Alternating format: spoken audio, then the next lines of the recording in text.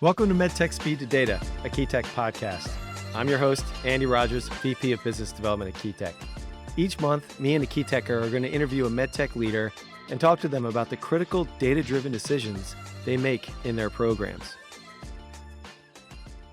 Welcome back to MedTech Speed to Data, a KeyTech podcast. This is episode 15 with Rachael Scott, Senior Electrical Engineer and Project Manager. Rachael, 15. welcome to the show. You guys have been busy.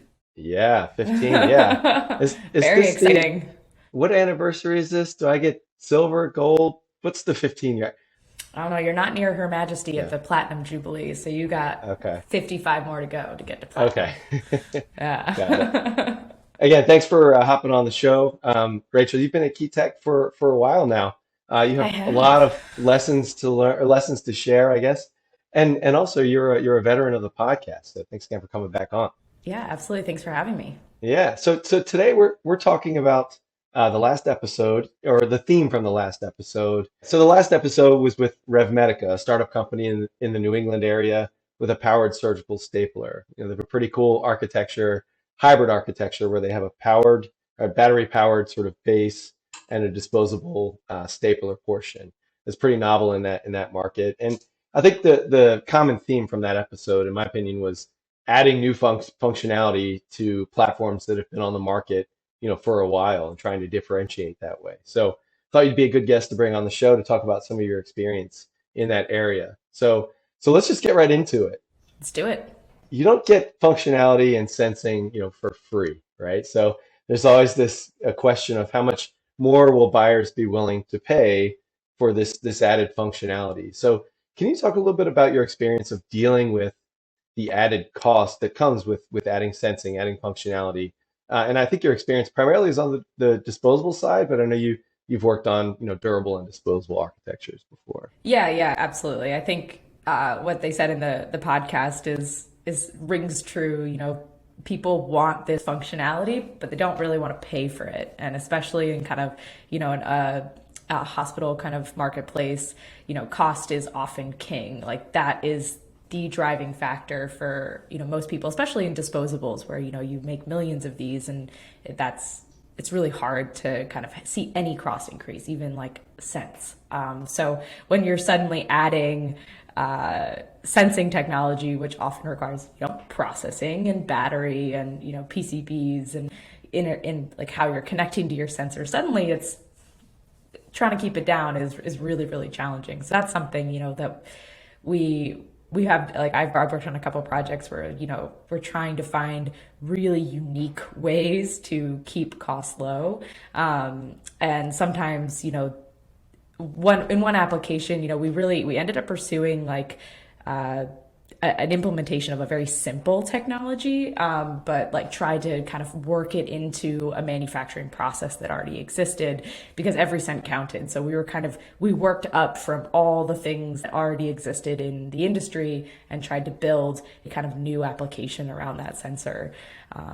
But the cool thing about like what RevMedica is doing and some of the flexibility that having a durable offers is it allows you to abstract, some of your biggest cost players, which are often battery and processing, and make that reusable, which gives you a lot more flexibility in the feature set you can offer something, because you have that, you have this box that is the instrument, doesn't need to be replaced. So you get a lot more freedom, as it were, to kind of play around and have more functionality. No, that's great. Yeah, I mean, there's always this question of what goes on the durable and what goes on the disposable. Yeah. It reminds me a lot in the diagnostics market where you're trying to get that razor blade cost down really low. But I thought what was interesting with RevMedica is they were working backwards a little bit from, I mentioned the hybrid architecture. So their hmm competitors had a purely disposable product, and there are also some reusable platforms that have challenges with sterilization. So I just think it's interesting to kind of look at your competition, look at the technologies that will enable added functionality, and kind of try to fit your product in between your competition. And I think they're going to get there. Yeah, it's a really smart way of kind of approaching that. especially from kind of that cost aspect, and being able to see what your competitors have, and where they might be limited by cost, more of like by disposable cost or by functionality, by not having these smarts. Kind of bridging that gap allows them to try and meet the best of both worlds, which is true in the cost market. Yeah, so I also think RevMedica did a really good job, as they should, of really understanding their customers.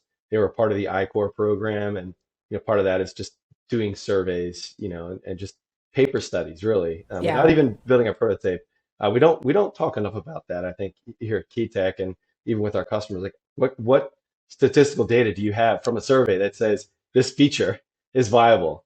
You can Right. get that for a lot cheaper than building 5 prototypes and getting results that way. So clear there. But I thought it was interesting that, when you're looking, and this is common across a lot of our customers that are adding functionality, when we ask them, how does this fit, or how are you improving the workflow? And the response was, we are not changing the workflow really, really at all. I mean, they are, requiring some wipe down and whatnot. So they're modifying it some, but I think just the general mantra of stick with the workflow is an important one. So in your experience, how has that sort of thinking of don't change the workflow, driven some of the product development you've done? It's a huge driver, especially in kind of some of the realm that RevMedica is in as well, and some of my experience there. You know, Hospitalists and clinicians are doing 1,000 things a day, and they really, and a lot of them are little things that like still are so critical in patient safety. And the way that you start to interact with those 1,000 little things, if you make even a few little changes, you're kind of disrupting this flow that people have gotten into for years. And there's a reason that they work that way. So it can be a really hard challenge, and we are regularly kind of faced with that dilemma of, you know can like we should not, we're trying not to change it, we're trying to, but it does constrain you when you're trying adding battery and smarts. There are real changes to your workflow there. So it is really about like, how can you do that smartly? In one application that we worked on, we kind of investigated actually actively changing the workflow in order to like adding an actuator to a disposable that kind of forced them, like they couldn't, the user would no longer be able to access something critical without actuating this thing. So it kind of forced them to take that step. But there was a lot of challenges, and we appreciated that that battle we might be up against. But what we found, that kind of method, it did inherently improve the process, but we didn't know that. We thought it might, but we had to do a lot of work to kind of justify that change. And it was a small change. We're talking a button as opposed to just accessing something. So even something as small as that, we had different reactions, and we had to pay a lot of attention to how people interact with this device and what their workflows are. And that's different across people, positions, hospitals. It's a whole world. So not changing it is sometimes a smoother approach, but it does constrain you. Right. Yeah, I agree. I mean, I wouldn't want to invest in a company that says, oh, we're changing the work, we're doubling the workflow, or oh, all you have to do is rely on the clinician or nurse to, twist these 2 knobs, and all of a sudden your outcomes are improved 20%. Like you have to stick with what people know, because they're going to try and shortcut you. Right. And then you have poor acceptance into the market, or you have it just people don't do it. So, they don't do the things that you've implemented, and so you don't get the impact that you're hoping for. So it's a really tough challenge, and especially with things like batteries, when you're adding smarts to disposables and to durables and really changing that process. Like fundamentally, a battery kind of forces a workflow change in some way. Or if like you're in a purely disposable, you're kind of thinking about like, how can I make it so the battery is not defining when the person throws this away or when the person has to do something, because you don't want your battery to be defining that.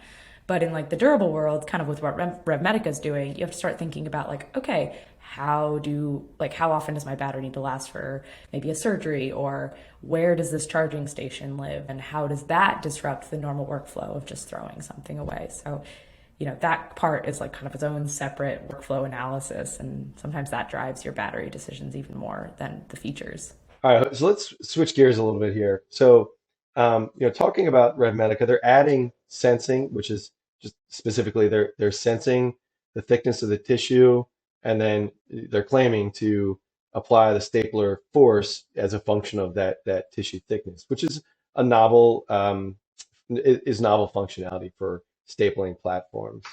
But in your experience, how have you bounded a metric, for a feature where that hasn't existed before? You know what I mean? Like, how do you know what's good enough? Yeah, that's the question we come up with every time, we are trying to add smarts to a platform or a technology that's existed in the market. You're adding smarts, but these smarts haven't existed yet. So you're simultaneously collecting data and trying to use that data to help a clinician make an informed statement, like give viable and helpful feedback. No one wants to hear. So you're doing exactly what you said. It's really challenging. You're saying, okay, this force is applied, but how do you know that that force being applied is acceptable? Like, that data doesn't exist previously. So it's a really hard challenge, and we've approached that by, huge amounts of trying to get, honestly, kind of prototypes, just data collection prototypes on already existing units, and just kind of measuring that data in different ways, like getting it in the hands of users, getting it in the hands of just people, to kind of doing that action and finding ways to assess that. But then kind of the other side of the coin is you do need a professional to assess whether or not they would have deemed that good enough, because there is that qualitative element. A lot of the work, the things that these instruments are doing, are qualitative in nature. So it's kind of correlating those two. So you really need an expert to help you assess whether or not something was good enough. That's great. So let's talk a little bit about adding more and more sensors, and I know you worked with a customer that clearly cost was king, and the request was, let's sense multiple parameters, I guess, with one sensor. Again, driven by cost. Can you talk about doing that, or what you think, what your thought process is when you're trying to define the right architecture with clear cost constraints, but trying to sense multiple things with one sensor? It was I feel like I said this a lot. It was a real challenge, but it really is. I think, kind of understanding where you are starting. And I think when you start with that technology exploration, it does feel a bit like, the world is my oyster. I have so many technologies that could accomplish this goal, this sensing goal, or kind of like the higher level, what you're trying to do. But where you start to really narrow in is what of that kind of breadth of technologies, pressure, optics, magnetics, RFID, force, like there's so many, ultrasound, there's just a myriad of sensing technologies. How you start to get really narrowed down, and it's like, which one of those can kind of cross into these other sensing goals that they might have. So,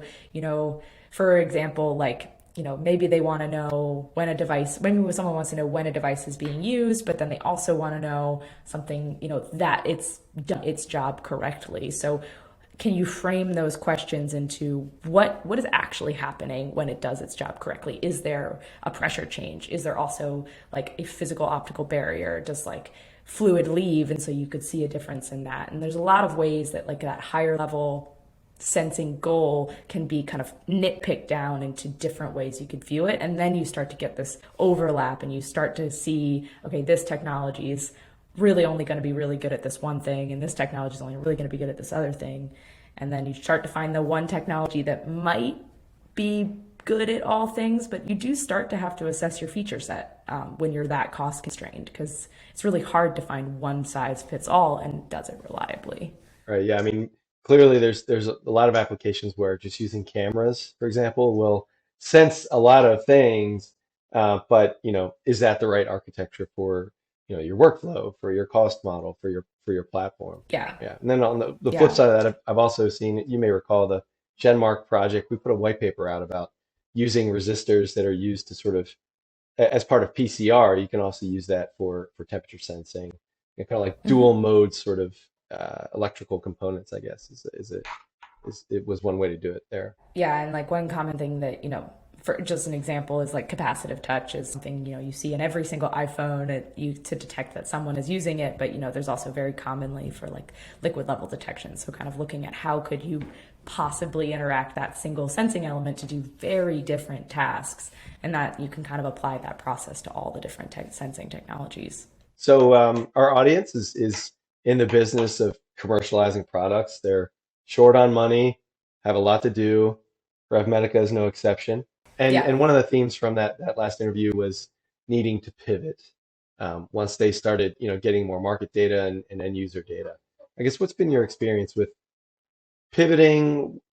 When have you had to pivot, or a client has had to pivot, and what are you looking out for to help make those decisions? It's really, yeah, what they said resonated, and I know from working on a number of projects where you're trying to hit a prototype goal, and you hit that prototype, and then you kind of start to reassess where you want to go from there. It can be challenging to do that efficiently and cost effectively, but I think in my experience, in order to get to a prototype, you have to make assumptions on data. You have to make assumptions at the beginning. You just don't have the luxury of having every bit of information, or you're doing research and development for indefinitely, and you just don't have that luxury. So you have to make assumptions to get to that prototype, to get to that milestone, and that's important. Like, that milestone is important and will teach you a lot of stuff. So what happens often is you get to that milestone and you learn a ton, and sometimes often you learn that some of your original assumptions were not valid, or they're not valid anymore, or market requirements change, or kind of as you're learning. And I think just being open to saying, okay, I've learned this, I've learned a ton, and really revisiting those assumptions, not continuing to kind of say, I will modify this prototype to fix those assumptions. At some point, your device can be one of your biggest constraints. And I think that's when sometimes you feel like you could have gone too far. And it's a really hard thing to make that assessment, but when you can often leverage that knowledge to kind of go in a different direction just as quickly as kind of improving that prototype. So it's about reassessing that. In my personal experience, I've done, I really like to keep that open mind in all projects, because I think it's important to get to the product that really is going to be effective. But one kind of specific example, in this disposable unit that we were working on, we had made an assumption at the beginning on this technology that we were going to use to implement very cheap sensing. And it was based on this idea that they already had this technology in manufacturing. It's used all over the place and it's used cheaply.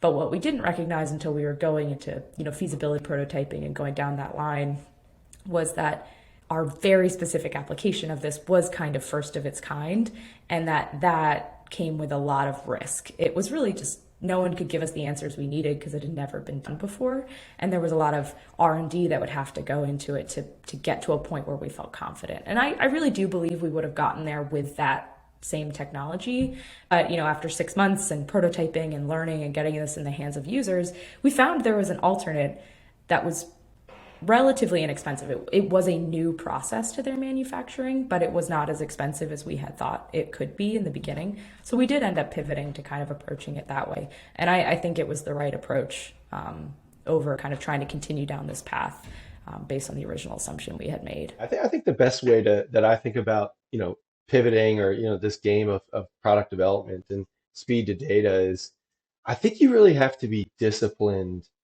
at setting a timeline. Like, at the end of Q1, we're going to make a decision on the features we want to explore in the next quarter. Like, if you're not disciplined about that, things just keep bleeding on, and then you're losing track of, like, well, what are we aiming for? So a lot of times our projects are kind of artificially sort of limited by the scope that we propose and the budget our clients have. But I think that's also, that helps, to, like, really drive to the data that they need to decide whether should they pivot or should they keep going. Should they go to their management and say, look, this is looking like it will work. We want to do another 3 months, 6 months, 9 months, assuming this architecture. Absolutely. And I think that's an important kind of thing that we've learned. And I know our clients, or a lot of the projects we worked on, yeah, it's appreciated that, we can kind of, as a group, collectively direct in each of those directions. Just because, it depending on where you need to be, as you said, like, you got to make decisions at some point, and sometimes it's really hard. You have to make those assumptions. So it's just kind of keeping track of those and being able to revisit those is really, really valuable to the overall trajectory of a project. Great. All right. Let's talk about something very near and dear to your heart. RevMedica does claim to be a much more sustainable platform than their competitors, with their reusable battery power pack, and you're not throwing away something, with batteries in it, for example.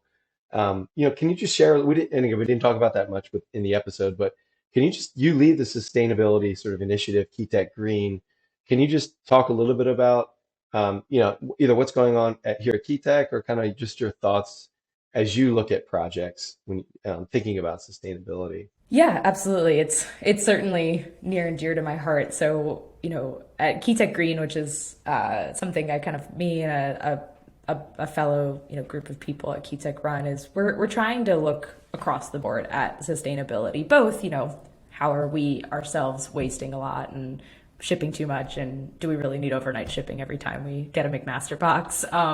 To also, like, how can we encourage and build designs that are just as effective but not creating as much waste, and that's something that we're starting to think about more. And I feel like I have noticed, as I've been looking at newer projects in recent years, I have felt this kind of shift a little bit more into that is a question on people's minds, and I'm really excited about that. I'm really excited that this seems to be not just a, oh, it would be nice, but like some people are coming to us with the, no, this must be the durable component that can't move to a disposable, and things like that, to try and reduce this waste. And so I'm just really excited that this is this is a kind of an input that are coming to us from clients more and more. So it's really exciting to see RevMedica kind of take that and build that as a platform pro, and a selling point. And I do see kind of that's a really exciting thing for the medical industry, which is got a lot of disposables across it. When I hear sustainability,